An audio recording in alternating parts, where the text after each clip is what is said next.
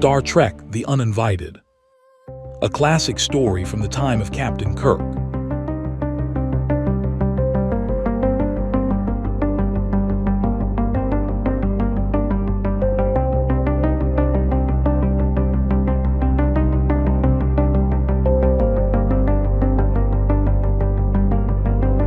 Debris field drifting, ghost upon the black. The monster that we killed is coming back. A pulse beneath the silence, a heartbeat in the void. Something we thought finished is not destroyed.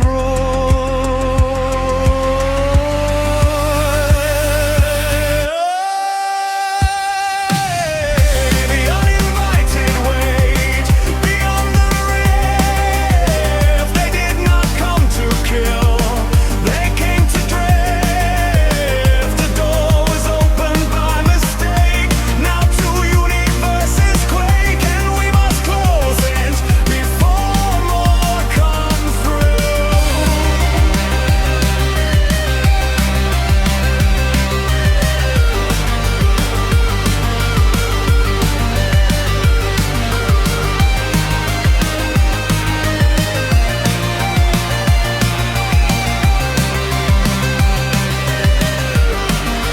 Klingons on the board, warriors in the black. They see a threat and only know to attack. But the enemy is not a ship or crew. It's a tear in space-time, and it's calling you.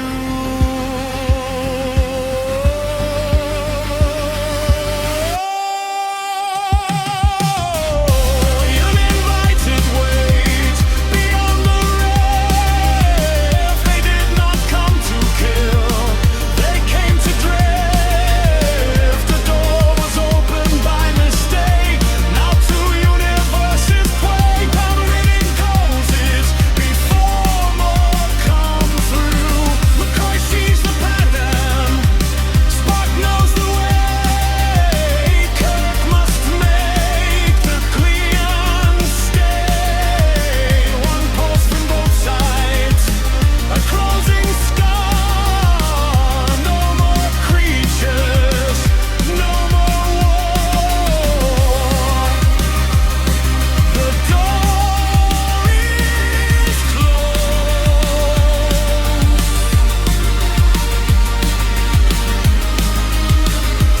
But the key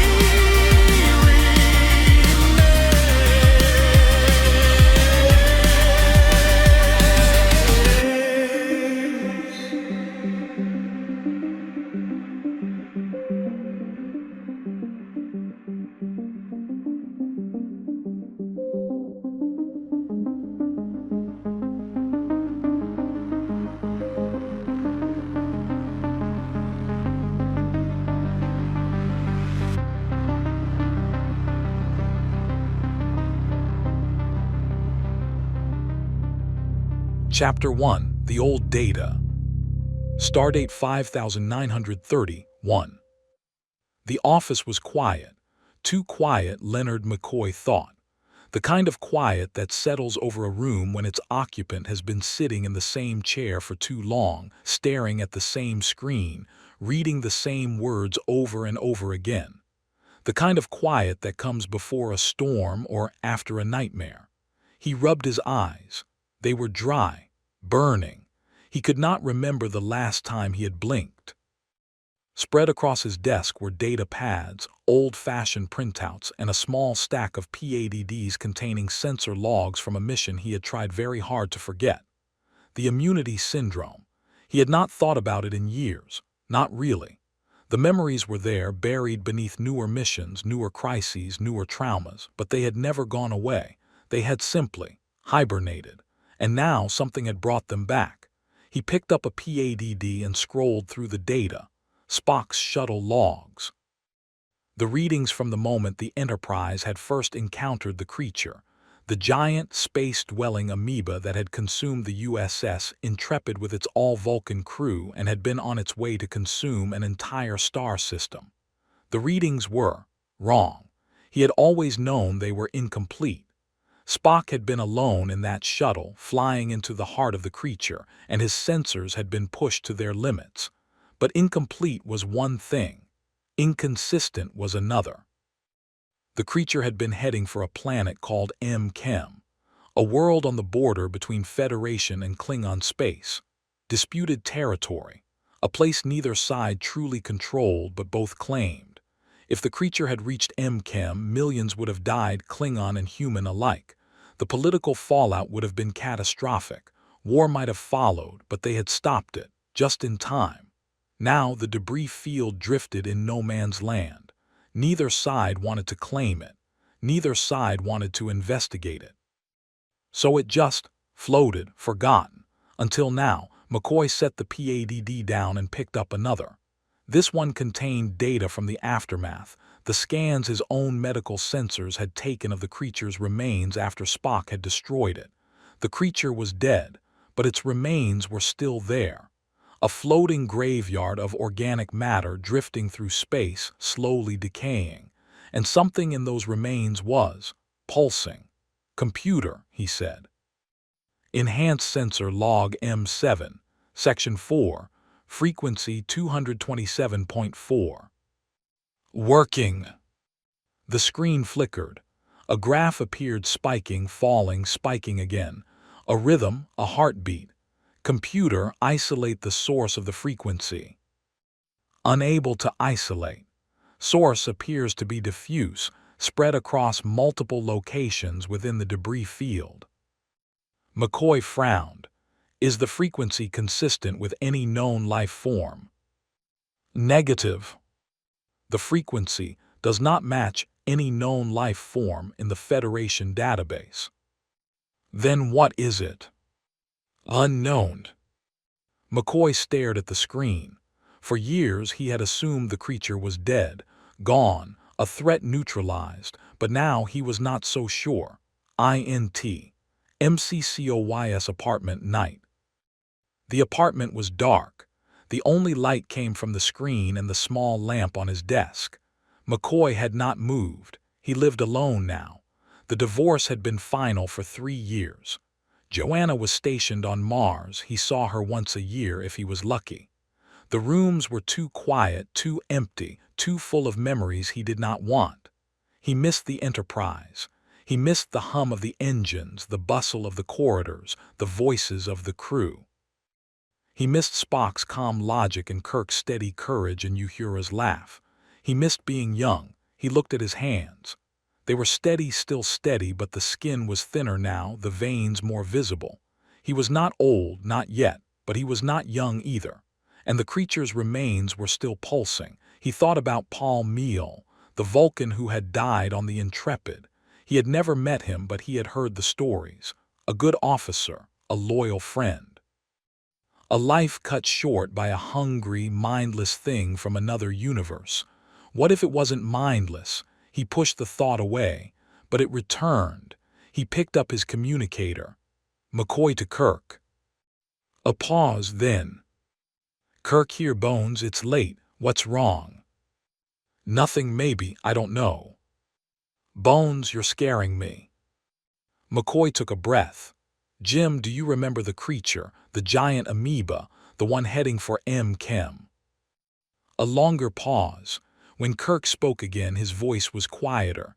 I remember. M-Chem, the border world. We stopped it just in time. We stopped it, but we didn't clean up after it. What do you mean? I've been looking at the old data, from Spock's shuttle, from the aftermath. And something doesn't add up. The creature is dead, but its remains are still out there, in the debris field, in no man's land, and there, pulsing. Pulsing. There's a frequency, a signal. It's not life, but it's not nothing either. Kirk was silent for a long moment. When he spoke again, his voice was tight. Bones, where exactly is the debris field? Between us and M-Chem, no man's land. Neither side claimed it. Neither side wanted to. Exactly. Another pause, then. Bones, the Enterprise is going into refit in 3 days, but I can make some calls. There's a Constitution-class ship at the edge of the sector, the Lexington. Captain Terrell owes me a favor. You think he'll help? I think he'll want to know what's pulsing in disputed territory. The Klingons have been quiet lately, too quiet, if they've noticed the anomaly. McCoy's blood ran cold. You think the Klingons know? I don't know, but I intend to find out. I'll go with you. Bones, you don't have to. I said I'll go with you, Jim. I started this. I want to see it through. A pause, then, all right, Bones. I'll make the arrangements. The communicator clicked off. McCoy stared at the screen. The graph was still spiking. He did not sleep. INT. SDARFLET headquarters briefing room next day. The room was small, a windowless box with a long table, 12 chairs, and a view screen that took up most of the far wall. Kirk sat at the head of the table. Across from him sat Captain Terrell of the USS Lexington. Terrell was a solid man, broad shoulders, weathered face, calm gray eyes. He had been in Starfleet for 20 years. He had seen things, done things. He did not flinch easily. You're sure about this, Jim? Terrell asked. I'm sure about the data. I'm not sure about what it means. Terrell nodded slowly. The Klingons have been quiet, too quiet. If they've noticed the anomaly, they'll be watching. Which is why I need someone I trust, someone who won't panic. Terrell almost smiled. I don't panic, Jim, I adapt. That's why I asked. Terrell leaned back. The Lexington is yours, but I'll be watching. If things go sideways, I'll do what needs to be done. Understood. When do we leave? 24 hours. I need to gather my people. Terrell nodded. I'll have the ship ready. INT. Kvog's quarters, IKS Honor Blade, same time. The room was sparse, a bunk, a desk, a view screen. Kvog sat on the edge of the bunk, staring at the data on the screen. He was young for a captain. His face was scarred, his eyes dark, his hair cropped close to his skull. He had earned his command through combat, not politics. He had killed, he had lost, he had survived, and now something was pulsing in the disputed zone. His first officer, K-Lar, stood by the door. She was older than him, wiser perhaps, but she followed his orders without question. The Federation is sending a ship, K-Lar said. The Lexington, Captain Terrell, and they've brought advisors. Advisors. Kirk, Spock, McCoy. Kvog's eyes narrowed. The ones who killed the giant creature years ago. Yes, sir. They know something. Perhaps. Kvog stood. He walked to the view screen and stared at the image of the anomaly, a faint, shimmering tear in the fabric of space. I want to know what they know, and I want to know why they're going back. Shall I order the fleet to intercept? No, Kvog turned to face her. We will watch, we will wait, and when the moment is right, we will act. Act. Kvog smiled, a thin, cold smile. If the anomaly is a weapon, we will take it. If it is a threat, we will destroy it. If it is something else, he paused, we will decide. End of Chapter 1. Chapter 2, The Pulsing. Stardate 5930, 1.2. The USS Lexington was not the Enterprise. She was older, for one thing, a Constitution-class sister ship, launched 3 years before Kirk's command. Her lines were familiar but not identical, her bridge laid out differently, her corridors smelling of recycled air and decades of service. She had seen battles, diplomatic missions, first contacts, and disasters. She had earned her place in Starfleet's history, but she was not home. Kirk stood on her bridge, his hands clasped behind his back, watching the viewscreen. The stars streaked past, the familiar, hypnotic lines of warp travel. Beside him stood Spock, his expression unreadable, his eyes fixed on the science station readouts. Terrell sat in the command chair, watching his crew work. He was a good captain, Kirk noted, calm, efficient, his people trusted him. "Status, Mr. Spock," Kirk said. Spock looked up from his console. "We are approaching coordinates 227.4, Captain. The debris field is approximately 500,000 kilometers ahead. Sensors are detecting unusual readings." "Unusual how?" Spock paused, a rare hesitation. "The debris field appears to be pulsing, in rhythm, as if something within it is generating a signal." "A signal?" "Not a communication signal, Captain. More like a biological pulse. A frequency consistent with the original creature's metabolic processes." Kirk felt a cold shiver run down his spine. "I thought the creature was dead." "It was, Captain." Spock's voice was quiet. "The data suggests it still is. The pulsing is not coming from a single source. It is diffused, spread across the entire debris field, as if the remains themselves are remembering." "Remembering." Illogical, I know, but the metaphor is appropriate. Before Kirk could respond, the sensor officer called out, "Captain, I'm picking up another contact. Bearing 214 Mark 7, multiple vessels." Kirk turned, "Identify." The officer's face paled. "Klingon, sir. 1 D7 battle cruiser, 2 B-Rel-class birds of prey. They're on an intercept course." The bridge fell silent. Terrell stood. "They must have detected the anomaly too. This sector is disputed. They have every right to be here." "Then we have every right to be here too." Kirk's voice was calm, but his mind was racing. "Open a channel." "Channel open, sir." "Klingon vessels, this is Captain James T. Kirk of the Federation starship Lexington. We are conducting scientific research in this sector. State your intentions." A pause, then a harsh, guttural voice responded. "This is Captain K. Vogue of the Imperial Klingon vessel Honor Blade. You are trespassing in Klingon space, Kirk. The planet M-Chem is ours. The space around it is ours. You will withdraw immediately." Kirk exchanged a glance with Terrell. "Captain K. Vogue, this sector is disputed. The Federation does not recognize Klingon sovereignty here. We have as much right to be here as you." "Do not play word games with me, Kirk. I have seen your sensor readings. You are not here for research. You are here for the anomaly. Whatever it is in Klingon space. It belongs to the Empire." "The anomaly belongs to no one, Captain. It is a natural phenomenon. It could be dangerous." "Then we will destroy it." Kirk's blood ran cold.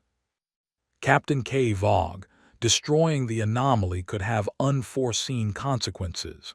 We need to study it first." "You need to leave, Kirk. You have 1 hour." The channel closed. Terrell let out a long breath. Well, that could have gone better. It could have gone worse. He didn't fire. Yet. Kirk turned to Spock. "How long until we reach the debris field?" 30 minutes, Captain." "How long until the Klingons reach it?" Spock's fingers flew over his console. "Approximately 45 minutes. We have a window." "Then let's use it." INT. K-Vog's quarters IKS honor blade same time. K-Vog stood on his bridge staring at the view screen. The Lexington was a tiny dot against the darkness, but it was there, watching, waiting. "Captain," Kalar said, "the Federation ship is not withdrawing." "I know. They are positioning themselves near the anomaly." "I know." K-Vog turned to face her. "What do you think they're doing?" Kalar considered. Kirk is not a fool. He would not risk his ship or his reputation for meaningless research. He believes the anomaly is important. Important how? "I do not know, Captain, but I do not like it." K-Vog turned back to the view screen. "Neither do I." He walked to the communication station. "Hail the Lexington." "Channel open, sir." "Kirk, you have 30 minutes, not an hour, 30 minutes, then I will act." K-Vog closed the channel without waiting for a response. INT. Bridge, USS Lexington same time. Kirk stood at the command rail, his eyes on the view screen. The Klingon ships were holding position at the edge of the sector, but their weapons were armed. He could see the targeting sensors sweeping across the Lexington. "Terrell, what are the Klingons' capabilities?" Terrell stepped up beside him. "The D-7 is a heavy cruiser comparable to the Lexington in firepower. The birds of prey are smaller, faster, more maneuverable. They'll try to flank us if it comes to a fight." "And K-Vog?" "I've read his file. He's young, ambitious, eager to prove himself." Terrell paused. "He's also smart. He won't start a war if he can avoid it." "But he will if he thinks he can win." "Yes." Kirk nodded. "Then we make sure he doesn't think he can win." INT. Captain's quarters, USS Lexington night. The cabin was small, smaller than his quarters on the Enterprise. But it was clean and it was quiet, and it was his for the duration of the mission. Kirk sat on the edge of the bunk, staring at the model of the Enterprise he had brought with him. It was a small thing, a gift from Spock, years ago, but it reminded him of home. A chime at the door. "Come in." Spock entered, his hands clasped behind his back. "Captain, I have completed my preliminary analysis of the anomaly." "Sit down, Spock, tell me." Spock sat across from him. "The rift is small, barely detectable, but it is growing, slowly, steadily. If the pattern continues, it will double in size within 6 months. And the pulsing. The pulsing appears to be a form of communication, not between the fragments themselves, but between the fragments and something on the other side of the rift. Something. An intelligence, Captain, or at least a consciousness. It is difficult to determine." Kirk leaned back. "An intelligence on the other side of a rift in space." "Yes, Captain." "And the Klingons want to destroy it." "They want to destroy the rift, Captain. They do not know about the intelligence." Kirk was silent for a long moment. "Spock, what happens if they fire on the rift?" Spock paused. "The rift is a wound in the fabric of space, Captain. Firing on it would be like striking a scar with a hammer. It would not destroy the wound. It would make it worse." "Worse how?" "The rift would widen, perhaps catastrophically. More organisms would come through, larger organisms, organisms that could survive in our universe." "And the intelligence?" "I do not know, Captain, but I suspect it would not survive the attempt." Kirk stood and walked to the viewport. The stars stretched out before him, endless, cold, indifferent. "Spock, we need to keep the Klingons from firing, at all costs." "That may not be possible, Captain. K-Vog is determined." "Then we need to give him a reason not to." End of Chapter 2. Chapter 3, The Formation. Stardate 5930, 1.3. The Lexington dropped out of warp at the edge of the debris field. The viewscreen showed a graveyard.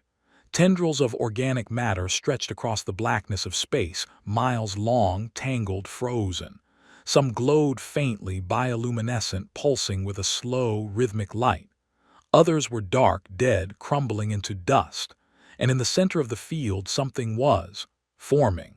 Kirk stared at the screen, his hands gripping the command rail. Spock. Spock's fingers flew over his console. The debris field is coalescing, Captain. Fragments are moving toward a common center, not rapidly, but deliberately. Deliberately. The movement has a pattern, Captain. It is not random. It is not gravity. Something is directing it. The creature is dead. The creature is dead, but its DNA is not. The fragments contain genetic material, damaged, fragmented, but present. They are reacting. To what? Spock looked up. His face was pale, even for a Vulcan. To us, Captain, to our presence, to the proximity of living matter. McCoy stepped forward from where he had been standing by the door. You're saying it's hungry. I am saying it is responding to stimuli, Doctor. The creature was a biological machine. Its remains still carry its programming: feed, grow, divide. But it can't feed, it's dead. It is dead, but its components are not. They are isolated, fragmented, unable to function, but they are not inert. Kirk stared at the viewscreen. The pulsing glow was growing brighter. Spock launched the probe. Aye, Captain. INT. Shuttle COPRNICUS, Launch Bay. The shuttlecraft Copernicus was not designed for this. She was a sturdy vessel, built for planetary landings, short-range reconnaissance, and emergency transport. She was not built to fly into the heart of a dead creature's remains. She was not built to navigate through miles of drifting organic matter, bioluminescent tendrils, and the silent, pulsing darkness. But she was all they had. Spock sat in the pilot's seat of the Copernicus, his hands steady on the controls, his eyes fixed on the viewscreen. Behind him, the small cabin was empty. He had insisted on going alone. No one else needed to risk their life, but McCoy had refused to stay behind. I'm going with you, the doctor had said, his voice hard. Someone has to patch you up if something goes wrong. Spock had not argued. He had learned over the years that arguing with McCoy was illogical. Now the doctor sat in the co-pilot's seat, his medical tricorder in his hand, his face pale. How far? McCoy asked. Approximately 200,000 kilometers to the nucleus. At current speed, we will arrive in 45 minutes. The Klingons. Spock glanced at his sensors. They are holding position at the edge of the sector, watching, waiting. They're not going to wait forever. No, Doctor, they are not. McCoy was silent for a moment. Then, Spock, are you afraid? Spock raised an eyebrow. Fear is an emotion, Doctor. Vulcans do not experience fear. That's not what I asked. Spock was silent for a long moment. I am concerned.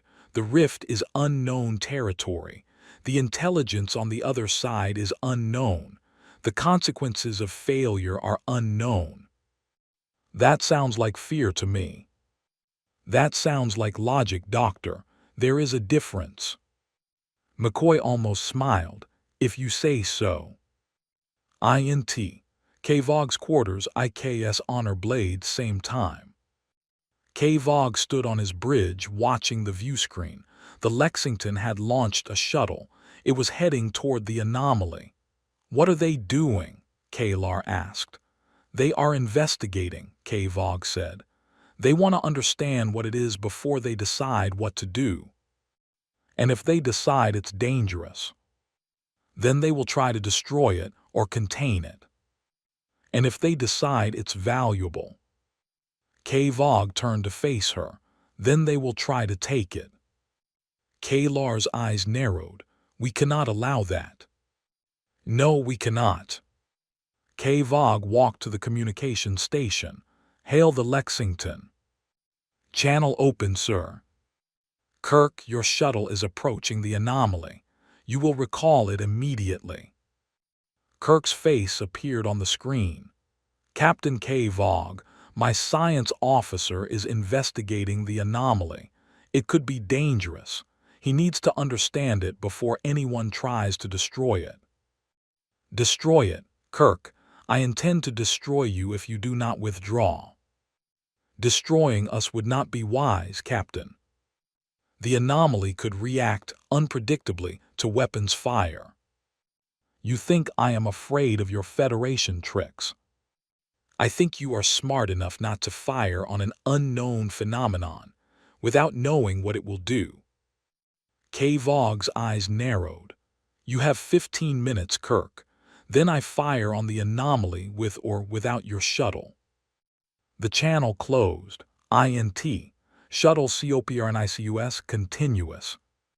The Klingons are becoming impatient, Spock said. McCoy looked up from his tricorder. How long do we have? 15 minutes. And how long until we reach the nucleus? 10 minutes.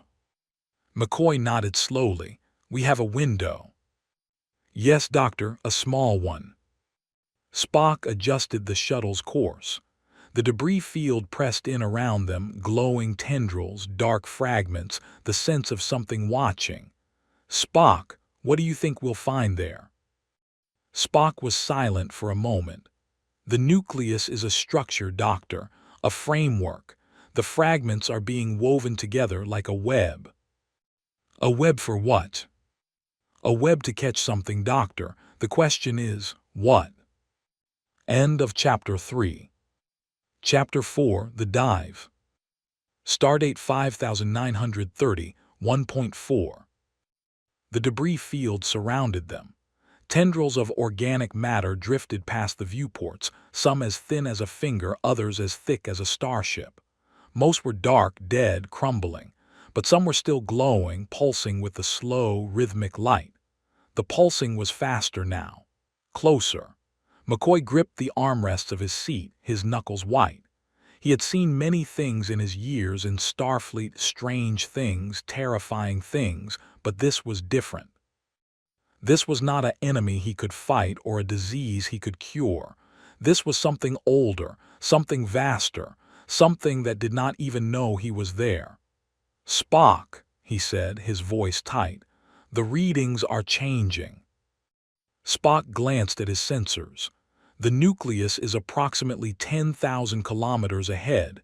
The fragments are becoming more active, more organized. Organized how? They are aligning themselves, forming structures, not random, deliberate. McCoy stared at the view screen. The tendrils were no longer drifting. They were moving, slowly, deliberately toward a common center. What's causing it? The pulsing, the signal. It is coordinating the fragments, drawing them together. Toward what? Spock did not answer. The Copernicus moved deeper into the darkness. INT. Bridge, USS Lexington, same time. Kirk stood at the command rail, his eyes on the view screen. The Copernicus was a tiny dot against the vastness of the debris field, growing smaller as it approached. Captain, the Klingons are moving, the sensor officer reported. Kirk's jaw tightened. How fast? Slowly. They're not attacking yet, but they're closing the distance. Keep me informed. Aye, sir. Terrell stepped up beside Kirk. K-Vog is testing us. He wants to see how far we'll push. Then we show him. And if he fires? Kirk turned to face him. Then we pray Spock is faster. Terrell nodded slowly. You have a lot of faith in your science officer. I have a lot of faith in Spock. INT.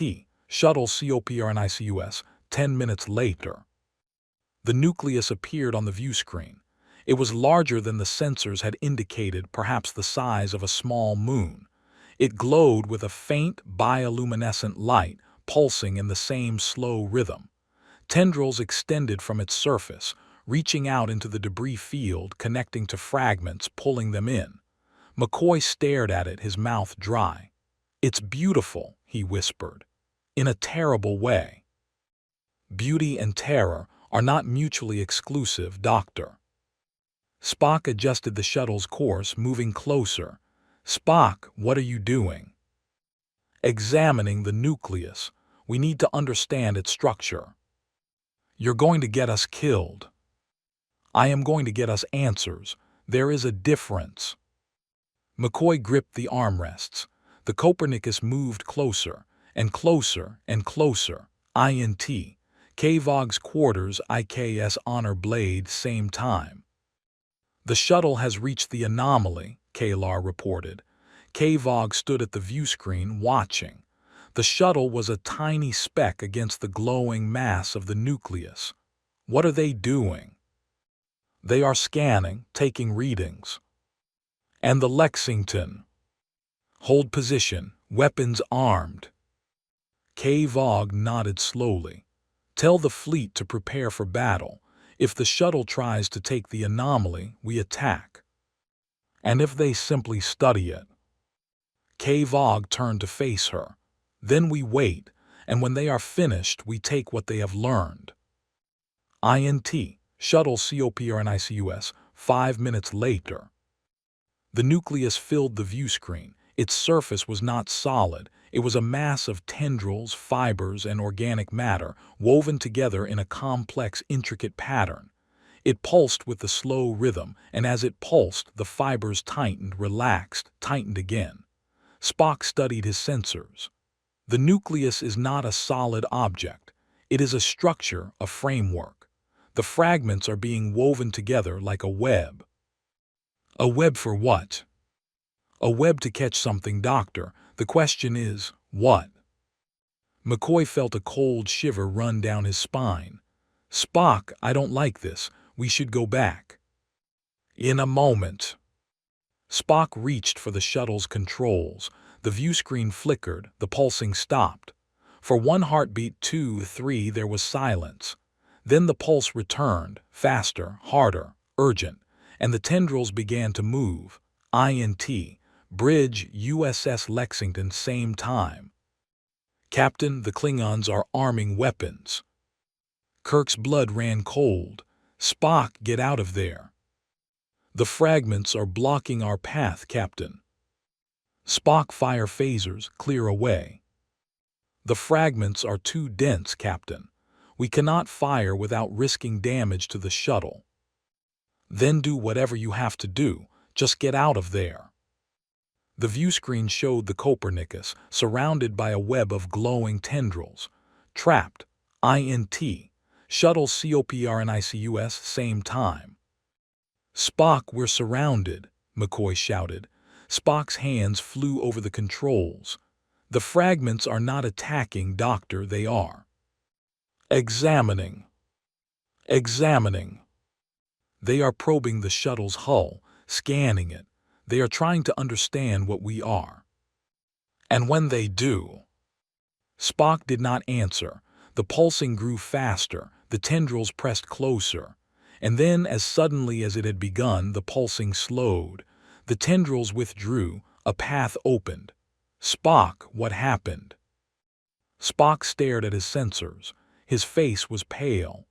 "The nucleus has changed, Doctor. It is no longer assembling fragments." "What is it doing?" "It is communicating." "Communicating with what?"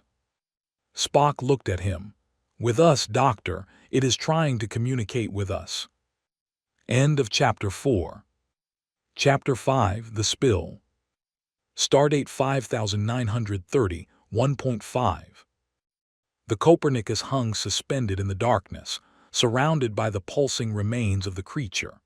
The tendrils had withdrawn, leaving a clear path back to the Lexington, but Spock did not take it.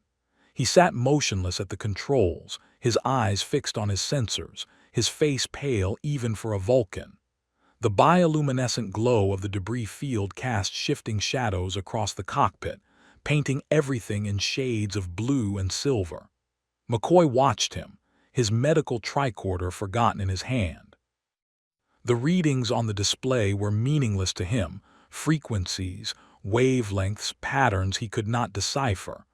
But he did not need the tricorder to know that something had changed. He could feel it in the air, in the silence, in the way the pulsing had slowed from a frantic heartbeat to something almost thoughtful. "Spock, what is it?" Spock did not answer immediately. His fingers moved over the controls, adjusting frequencies, amplifying signals. The viewscreen flickered static, then patterns, then something that looked almost like writing.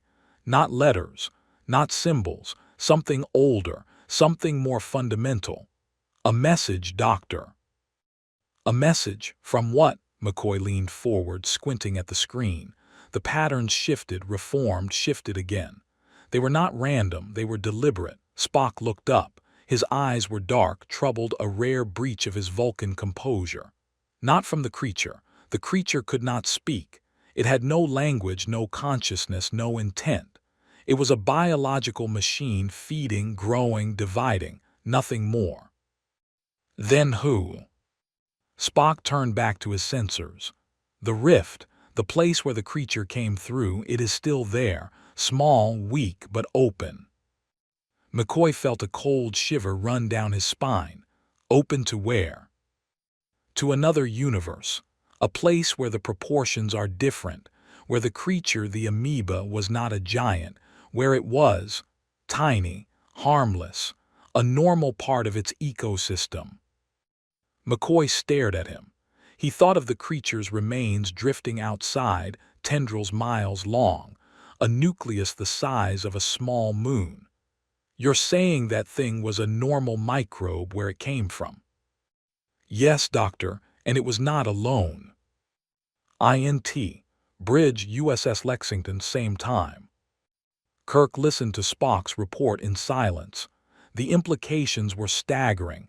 Not an invasion. Not an attack, an accident, an ecological disaster waiting to happen. "Spock, can you close the rift?" "With the help of the intelligence on the other side, yes, but it will require trust." "Trust." "We must open a channel, a direct channel, two-way communication. The intelligence will guide us. We must follow its instructions."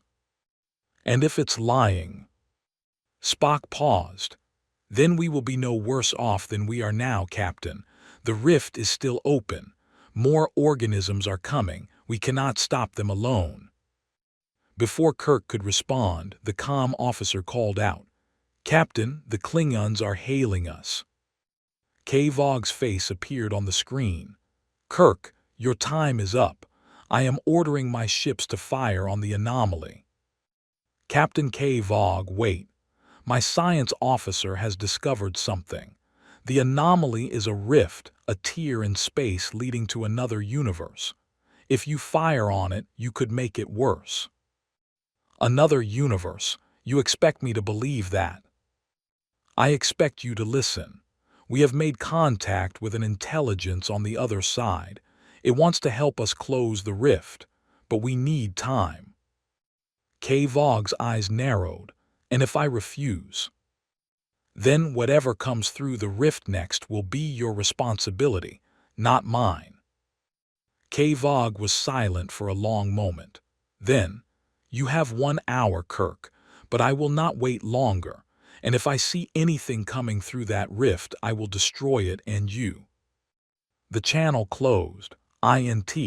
Shuttle COPRNICUS continuous. Spock's fingers moved over the controls. The viewscreen flickered, static, then patterns, then something that looked almost like a face. Not a face, really, a suggestion of a face. A pattern that implied intelligence. The transmission became clearer. The voice was not a voice. It was a feeling, a thought, a presence. It filled the cabin like smoke, like light, like the memory of a dream. "You are not from this side." McCoy gasped. Spock remained still. "No," he said, "we are not. The rift was an accident, a flaw. We did not create it. We cannot close it alone." "What are you?" "We are what you might call custodians of this side, of the balance. The organisms that drift through the rift are not our enemies. They are our charges, but they do not belong in your universe. They're dying out there. They are thriving. That is the problem. They have no predators in your reality. They grow without limit. They consume without end. They will not stop until there is nothing left." "Can you stop them?" "We can guide them, but we cannot stop them. Only you can do that by closing the rift." McCoy leaned forward. "And if we close it, what happens to the ones already here?" "They will die. Without the rift they cannot survive in your universe. They will fade, crumble, return to dust." McCoy felt a weight lift from his chest. "Then let's close it."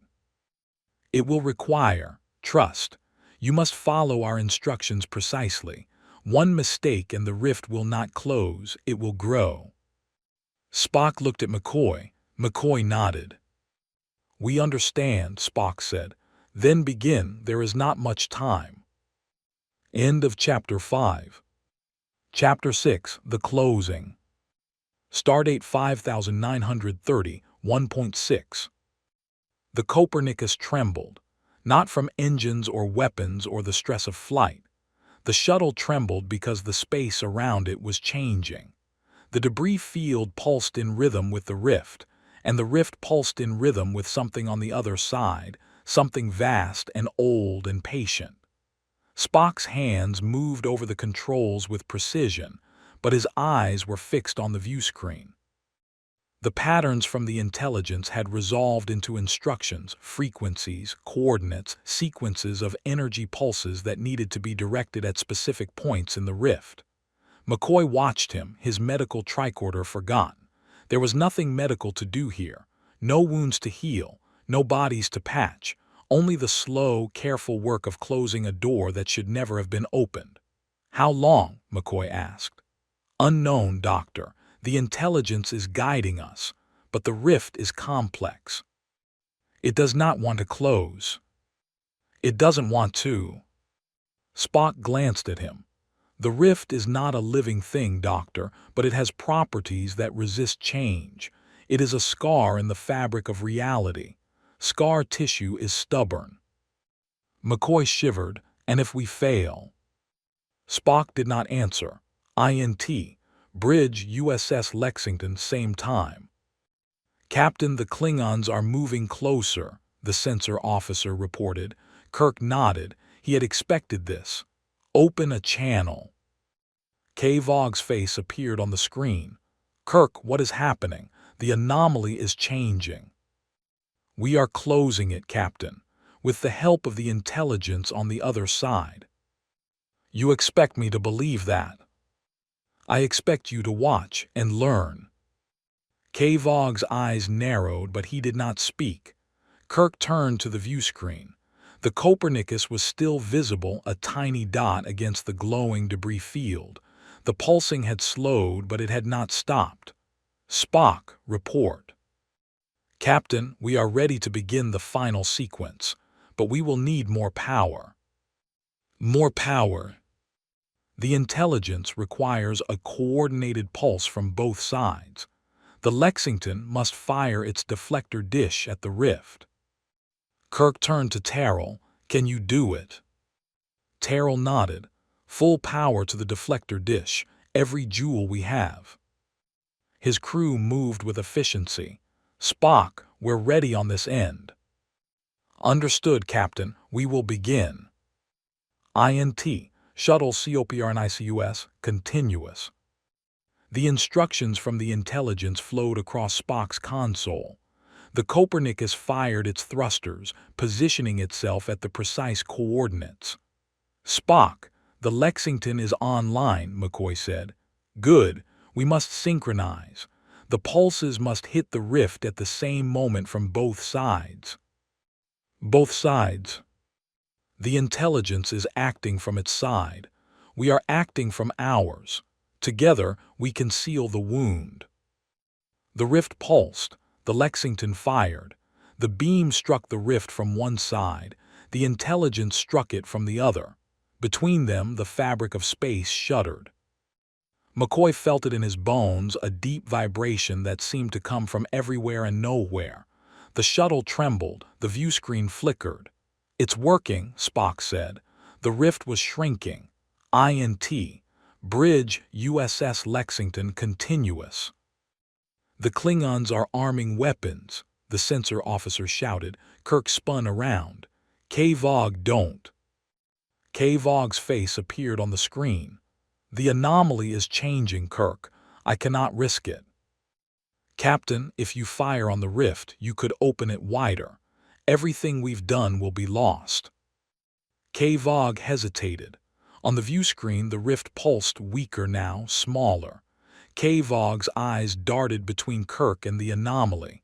"Hold your fire," he said finally. "But if anything comes through—" "Nothing will come through. We are closing it." The rift shrank and shrank, and then with a sound that was not a sound, a feeling that was not a feeling, it closed. The view screen showed normal space. No tear, no distortion, no sickly light, only stars. INT. Shuttle COPERNICUS continuous. "It is done," Spock said. McCoy let out a breath he did not know he was holding. "The rift is sealed, Captain. The intelligence has confirmed it. No further organisms will come through. And the ones already here, they will fade. Without the rift, they cannot survive in our universe. It may take time, but they will crumble, return to dust." Kirk's voice came over the comm. "Good work, Spock. Come home." "On our way, Captain." INT. Bridge USS Lexington later. The Klingons held position until the debris field began to fade. Then, without a word, they turned and departed. K-Vog's face appeared on the screen one last time. "Kirk," he said, his voice quieter than before. "You were right. The anomaly was not a weapon. It was a door." "Yes, Captain, a door we closed together." K-Vog was silent for a long moment. Then, "Perhaps we are not so different, Kirk." "I never thought we were." The channel closed. INT. Captain's Quarters, USS Lexington, night. Kirk sat in the unfamiliar cabin, staring out the viewport at the stars.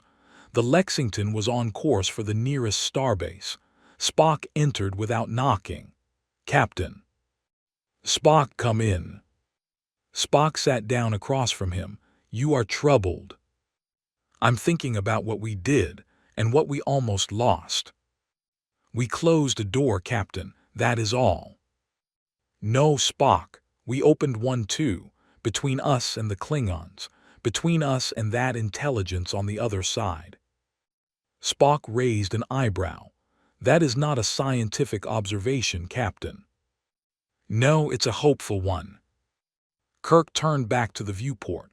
Somewhere out there, the rift was closed. The organisms were fading. The danger was past. But somewhere else on the other side of that door, the custodians were watching, waiting, hoping. Perhaps someday, the intelligence had said, "We will meet again, not as strangers, as neighbors." Kirk smiled. "Perhaps someday," he whispered, "EXD. Space, the debris field, continuous." The fragments of the creature drifted apart, their glow fading, their pulsing stilled. They crumbled into dust, and the dust scattered on the solar wind. K-Vog watched from the bridge of the honor blade as the last remnants of the anomaly disappeared. "Captain," Kalar said, "the Federation ship is withdrawing." "I know." "Did we do the right thing, holding our fire?" K-Vog was silent for a moment. Then, Kirk spoke the truth. The anomaly was a door, and we helped close it. "Is that enough?" K-Vog turned to face her. "For today, it is enough." He looked back at the stars. Tomorrow we will see. The end.